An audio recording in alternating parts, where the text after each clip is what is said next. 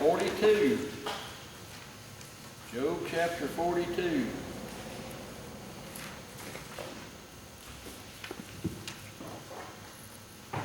We've sort of worked our way through Job in the last few weeks with the messages here. This morning I want to talk about Job's encounter just a little bit with God. I'm going to begin reading in verse 1. It says, Then Job answered the Lord and said, I know that thou canst do everything, and that no thought can be withholden from thee. Who is he that hideth counsel without knowledge? Therefore have I uttered that I understood not, things too wonderful for me, which I knew not. Hear, I beseech thee, and I will speak. I will demand of thee, and declare thou unto me. I have heard of thee by the hearing of the ear, but now mine eye seeth thee. Wherefore I abhor myself and repent in dust and ashes.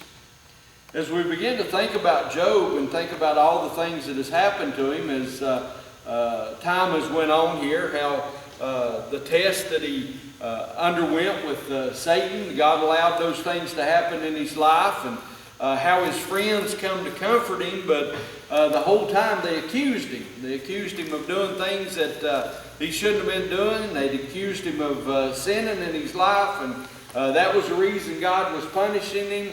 And you get on toward the end here, and you see God intervene here. He comes and he speaks to Job. In verse 30, or chapter 38, I believe it is, where he speaks out. But here we see this encounter with God. When you think about this encounter with God, there's many encounters in the Bible that we can think about.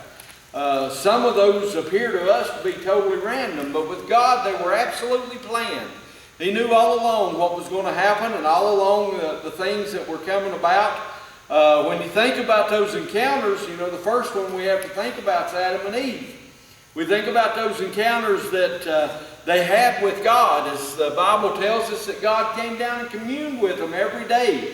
They had an encounter with God every day as He come and give them the instructions for the garden, the things that they wanted them to do, and things of that nature. And then we have to think about the encounter thereafter they had sinned, how they hid themselves when they knew there was going to be an encounter with God. Sometimes we do that. When we know that things are not where they should be in our lives. We know that we've done things that maybe we shouldn't. We hide from God sometimes, don't we? We see the encounter with Moses there as he pleaded with God there at the burning bush to choose somebody else, not to have him do the things that God had planned. We see the encounter with Jacob as he wrestled with God. And we know that as God left, Jacob left with a limp. You know, he got more than he bargained for there, I guess you could say. With Isaiah, we see his encounter with Job, and as he come in with God, and as he come in contact with God, we see how he failed. He says, Woe am I, for I am a man of unclean lips, and I live in a nation of unclean people. You know, he realized just exactly how unworthy he was to be in the presence of this mighty God. We see the encounter with Paul, and it took Paul 3 days to get over it, didn't it? 3 days to get over that encounter, that first encounter with God as he come in contact with him. We see the 11 or the 12 that come in contact with God. 11 never got over it, and one never really got it, did he? He just never did realize, never did really understand. We see all these different encounters with God. And as we think about Job's encounter here, I want you to think about the steps that come about to bring about this encounter, how they were steeped in grief, you know, how all these things come about in Job's life and how he suffered because of all those things. I can't imagine. You know, I can't imagine the things that Job went through. How you could lose all your earthly goods. You know, I've never experienced that, so I can't imagine it. But it's bound to have really caused a lot of pain and anguish in his life. How he lost all of his family. You know, I've seen different ones lose a child and how it affected them. But to lose your whole family, all your children in one encounter, you know, I can't imagine the feeling of Job, the things that were going on in his life. And then as he came about with the physical pain, I can't imagine all those things. You know, I told you I'd had a boil before, and one was more than enough as far as I was concerned. And the Bible tells us that Job was covered from the soles of his feet to the top of his head. You know, I can't imagine the physical pain that he was in. After having one, I just can't imagine the things that he went through. But we see all these things leading up to this encounter, all this grief and all this pain and all these different things that come about in his life. At one single day, everything was taken away, and then the illness that he had and all the different things that was going on in his life, all this grief that he had felt. But I want you to notice, you know, as he went through with his friends and all those different things, he justified himself before God. But when we get to this chapter here, we see Job, this encounter with God, it changed Job forever, didn't it? Job here says, I heard of thee by the hearing of the ear, but now mine eye has seen thee. And wherefore I abhor myself, and repent in dust and ashes. You know, that's the last we hear of Job. Job humbled himself, and he just was quiet after that. He just took himself out. The thing is, you know, as we go through life, when we meet God, it's not a routine thing. You know, sometimes people think it's just kind of routine or mundane, but it's not routine or it's not mundane, because whenever you come in contact with God, it changes you. It changes you one way or the other. I remember in my own life, as I was coming in contact with God, I remember the first real contact. You know, I'd been to church and I knew all the things of church and things of that nature, and it wasn't until I was about 32 or whatever till I really turned my life over to God. And I remember that contact with God. I remember how I cried out to God at that point in time in my life, and how God came to me. How He reached down and He plucked me out of that place that I was in. I remember that encounter with God. I remember the encounters with God that I've had as God was trying to get me to do something. You know, kind of like Adam and Eve and Moses and Isaiah and different ones, as we've mentioned, these encounters. I remember those encounters as God was coming to me and saying, this is what I have next, or this is your next step, or whatever it may be. I remember that encounter as He came to me and told me that I want you to teach. He gave me that opportunity, and I said, no, God. I was a lot like Moses. I was a no God kind of guy. You don't want me. You don't want me to do those things. You don't want me to teach people. I don't have what's necessary, and I don't have what's necessary, but God does, and He'll use those feeble abilities that we possess, and I'm thankful for that. But I'm a lot like them. I'm a no God, and I remember those things. I remember when God was calling me to preach, and I was a no God, you've got the wrong guy again type person. And I remember what God finally said to me through a preacher when I was sitting in an auditorium in Atlanta, Georgia, with about 5,000 others.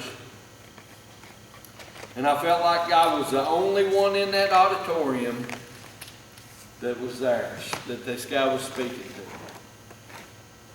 And he was talking about Jonah, and he said, why are you running and sleeping when you should be crying and reaping? And it was just like God was speaking only to me. You know, just like with Job here. When he first addresses this group, he's speaking directly to Job. When he spoke to Adam and Eve, he was speaking directly to them. To Moses, it was directly to them. And I felt the same way. It changes you. Whenever you come in contact with God, when you have this encounter with God, it changes you. Now, on the other hand, it can change you for the good, but on the other hand, if you make a decision and keep saying no, it changes you in the other direction too. You end up driving yourself away from God. So when we have these encounters, we shouldn't take them lightly, should we? In Proverbs chapter 1, verse 7, it says, the fear of the Lord is the beginning of knowledge, but fools despise wisdom and instruction. When we come to know the Lord, that's the beginning of the knowledge. That's the beginning of our lives, really. We begin to understand what God has in store and what God has for us. And these things shouldn't be taken lightly in our lives. Each time these people were confronted, each time they had an encounter, they knew that they had been confronted with more power than anyone had ever seen, anyone had ever knew. They knew that that touch was greater than they'd ever experienced before. In Job chapter 38 here, his friends, or right before that, his friends had been talking to Job, and there must have been an incredible storm coming up.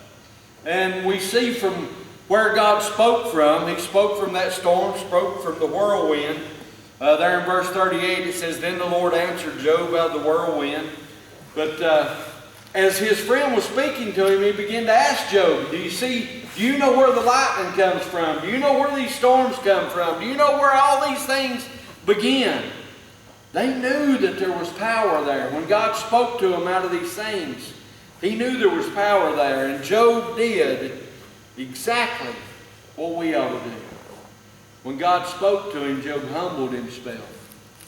And he said, "Here I am, God. Use me," just as Isaiah did. "Here I am, God. Use me." You know, when we come in contact or when we have an encounter with God, we receive God's grace. We can receive God's grace, or we can reject it at that point, but God freely offers His grace at this point in time. In Romans 3:23, it tells us that we've all sinned and come short of the glory of God.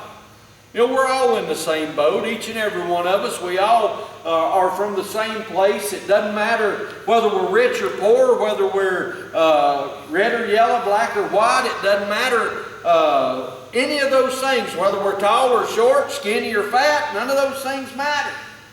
We're all in the same boat. We've all been rowing in the same direction. But when we have this encounter with God, we have an opportunity. Romans 3:24 says, "Being justified freely by His grace through the redemption that is in Christ Jesus." You see, we're offered that grace that only God can give, and through this we can become justified. And all that says to me is it's just as if I'd never sinned. God makes it to where it's just as if I'd never sinned and reconciles me to Him. I'm thankful for this. You know, we have that opportunity to receive that grace and receive that mercy that God bestows. And as we think about that, or as I think about that, you know, what kind of God shows up, finds us guilty, and then forgives us and blesses us the way that He does? Think about that. In our normal day, who finds us guilty and then forgives us and blesses us? Who finds me guilty of stealing and then gives me the money to match what I stole as a blessing after He forgives me? Who does that? Nobody, do they? But that's exactly what our God does. Because in my sinful life, I have stole from Him, basically. He forgave me that and then blessed me in my life because of what He cares for, who He is, what He has done for me. It's unbelievable, isn't it? How He loves us and cares for us. As He deals with Job here, you know, as I told you, Job, when he gets to this point, he humbles himself and he's quiet. God turns His attention to somebody else here. He turns His attention to his friends. In verse 7 there it says, "And it was so that after the Lord had spoken these words unto Job, the Lord said to Eliphaz the Temanite, My wrath is kindled against thee and against thy two friends, for ye have not spoken of me the things that is right, and my servant Job hath. Therefore take unto ye now 7 bullocks and 7 rams, and go to my servant Job, and offer up for yourself a burnt offering, and my servant Job shall pray for you. For him will I accept, lest I deal with you after your folly, and that you have not spoken of me the thing which is right, like my servant Job." So here we see that God turns His attention to Job's friends. And he says, hey, why did you come and do this to Job? Why did you come and do these things? You've not spoke after me. And he said, you need to take these an offering, and you need to go to Job's, and you need to offer that offering at Job's and have him pray for you. And if you get Job to pray for you, I will receive those things. Now we got twofold things here. The first is he gave them something that they needed to do to get back in the right standing with God. They were the ones that were out of joint, so to speak. They were the ones that wasn't doing what God had required of them or needed them to do. And then he tells Job, I've got a task for you too. He tells Job, I need you to pray for these men. Job had been forgiven. You know, Job had asked some questions, had kind of pushed the outer limits, the boundaries there, and God had forgiven him and all those different things, and now Job is expected to forgive those around him. This was God's commandment to him. Each and every one of us have commandments in our life. God has things for us to do. He expects things. You know, as I told you, as he was dealing with my life, he wanted me to teach, and then he wanted me to preach. And there's still things he wants me to do. Sometimes, you know, you'll get a feeling like you need to say something to somebody, or you need to pray for somebody, or you need to just encourage somebody. You get these feelings. God gives you that direction still. And I know he does that for each and every one of his children. Each and every one of his followers, he does those things for. He gives us those directions. When he gives us those directions, he expects us to respond with obedience. You know, he expected Job to respond here. He expected Job to begin to pray for his friends. He didn't expect Job to put up a fuss or a fight or say, no, I don't want to pray for them because they've been mean to me. I don't want to pray for them because they're evil. I don't want to pray for them because of whatever his mindset was. God didn't expect that. God said, I need you to pray for them, and you need to pray for them. Have you ever tried to pray for somebody you're upset with or mad at? Boy, it's hard, ain't it? It's hard. I've done that before. And I'm sure my wife's done that for me a time or two. It's hard. It's hard for us to do that. But for Job to do that, God had an expectation that he would be obedient and that he would lift his friends up as he came there for the sacrifice. You know, for each one that I mentioned to you earlier, each one of those, God gave a task. To Adam and Eve, when he put them out of the garden, he said, populate the earth. Think about it. They were in the most luxurious place that this world has ever known. Can you imagine a place with no weeds? That garden didn't have any weeds. I can't imagine the beauty and everything that was there, and no weeds. And he puts them out in this weedy world because of their sin. And he says, populate this world. He tells Moses, he says, I got a job for you. I need you to lead my people on an exodus from Egypt. And Moses was, that ain't for me. But we see that Moses accomplished that, didn't he? We see that with Isaiah, he said, I need you to go prophesy to this nation that has turned their back on me. And Isaiah did. For Paul and for the disciples, it was evangelism. I need you to tell the whole world. And I'm thankful for that this morning because they told this whole world, and because of that, we've come to know this one true and living God that they told the whole world about. You know, for each and every individual, it varies for us today. From day to day, it varies for us. I don't know what God's asking you to do. I don't know what He's got in store for you. I don't know what the plan is for you. But I do know what He expects, and that's obedience. And that's the only way possible for us to find the most satisfying, fulfilling, and rewarding life that we can ever have, that's ever possible in this world. It's through obedience. And when we are obedient, we have that, don't we? We have that satisfying and rewarding life that God gives us. I'm thankful for that. I'm thankful for what God gives. And as I said, I don't know what He has in store for you. Maybe today it's just to come to know Him. You may not even know Him. I don't know. I don't know those relationships, but He has something in store for us. All we have to do is be obedient in it. As I was doing my studies here, I read about a young boy, a story about a young boy, and I don't know if it was true or not. The commentator that had it on there said they didn't know if it was true, but there was a young boy in Florida, and he come home from school one day, got off the school bus, and he lived there along the lake, you know. And when he got off the school bus, it was hot that day, and he went running by the house and throwed his stuff down and shucking his shirt and shoes and all that stuff as he went running by the house, and out into that lake behind the house he went, you know. Dove out in there and got swimming out across the lake.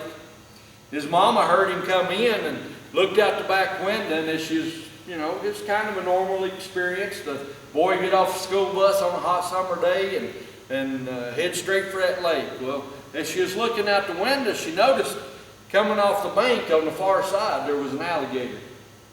So she went out the back door and started screaming at him, you know, trying to warn him that there was an alligator coming into the water. She finally got his attention. He was about halfway across the lake. He finally heard her, and she turned around, and she was waving her arms, and she was pointing, and she was yelling alligator. He understood what she said, so he began to swim back to the other side, back to the dock that he had just dove off of. And he was swimming with all he had, and he got right to that dock, reached his arms out, and his mom grabbed him, and about the time his mom grabbed his arms, the alligator grabbed his legs. And she was holding on and screaming, and the boy was screaming, and all these different things going on there. And there's somebody driving by, and they heard all the commotion and stopped to see what was going on, and got out of the vehicle, went running down there, and was able to kill the alligator. They shot the alligator. Was able to kill the alligator. And got the boys to the hospital and got him some help. And the local newspaper got a hold of the encounter there, went down to the hospital, began to talk to the boy and ask him, interviewing him about all the things that had happened. And as he was interviewing the boy, he asked him, he said, can I see what the alligator done? Can I see the scars? And you know how a young boy is. I mean, if alligator had bit my leg and I got away, I'd have been tickled to show you the scars. You know, and that's kind of the way he was. He just kind of, I grinning and pulling them covers down or his breeches leg up or however he had to do it. Showed that man his scars. He talked to him a minute longer, and the boy said, here, let me show you these. And he stuck his arms out. And the reporter said, how'd you get those? And he said, well, I got these down here from the alligator. I got these here from my mom, where she wouldn't let go. You know, sometimes in our life, and as we look at Job and as we look through his life, we see that sometimes life's painful, isn't it? Sometimes we have difficulties. Sometimes we have trials. And those difficulties, those pains, those trials, they leave some scars. But sometimes as we look at those scars, we realize that they're from where God wouldn't let go. Where He just wouldn't let go of us no matter what. I'm thankful for that in my life. I'm thankful that God wouldn't let go. That He wouldn't let go. Then one day I said, yes, Lord. And He pulled me out of that pit. That lake where the alligators were. I'm thankful for that. You know, when you look at your life and you look at those scars, what do you see? Do you see scars where God just simply wouldn't let go? Or do you see scars like some that I have where I kept saying no? No, God. That makes scars too. But they're not near as pretty as the ones where God wouldn't let go. If you would stand with me.